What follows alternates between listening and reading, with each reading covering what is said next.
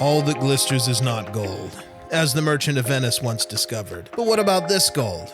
Comparing digital photos to film to many a photographer is like comparing lead to that most precious of metals. Like the alchemists of old, we try to turn those baser digital photos into the real McCoy, with limited success. But maybe I've stumbled onto the answer.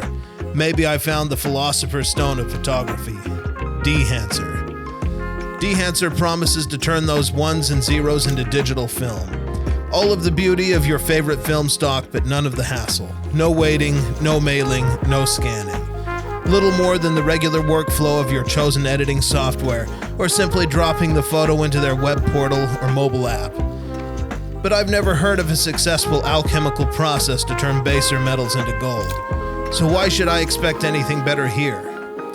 I've got a roll of real gold, Kodak Gold 200 in my Minolta SRT. I'm going to use the same 50mm lens on both the SRT and the Sony a7 IV to find out if we can turn digital lead into gold.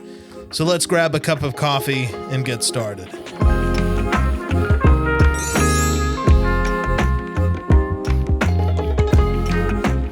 Morning arrived like tendrils of smoke rising off the steadily warming ground.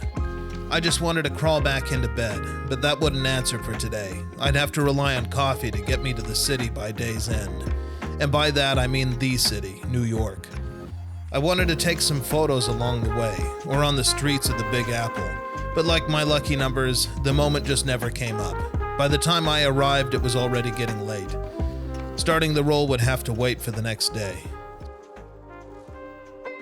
Still feeling sluggish from the previous day's journey, I snapped a couple photos at the Airbnb. The colors were close. There may be something to this Dehancer thing. No time to ponder over the results, I needed to head back. And the urge to get the driving out of the way pushed me on. The next day found me in the hills of West Virginia looking down at the city of Charleston. I snapped a couple more frames on the roll, and again, the colors were close. Digital gold, or is there still too much of the lead bleeding through? I wound my way back down into the smoky Kanawha Valley for a closer perspective. The Southside Bridge stood out in the golden light of morning. I took the shot. The two photos looked close side by side, but the digital version seemed to be missing something. There was a hint of the gold, but it lacked something of the luster. Looking back over the Elk River at the city, the light seemed to pile up in the morning mist, only then trickling out by degrees. Again, I took the shot. The colors coming through closer now, yet there was something different in the shadows. The chemicals in the roll of Kodak have a warmth that isn't there in the digital facsimile. It's no fault of Dehancer, there's just something organic in the film that the ones and zeros of the Sony can't quite grasp. Yet, the Dehancer seemed to bring them closer together, like it was breathing life into the stone creation of the digital camera. Another angle, a little closer, and I was certain. With a little work, the Dehancer plugin could bring the magic of the real gold into the cold logic of my Sony's Exmor sensor. I took one last shot looking back over the Lee Street Bridge. It was all dialed in now.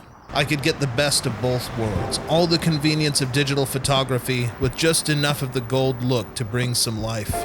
Was it enough to end my romance with film photography? Not really. But for the times that film just won't do for the job at hand, I think Dehancer is the answer I never knew I was looking for, but needed all along.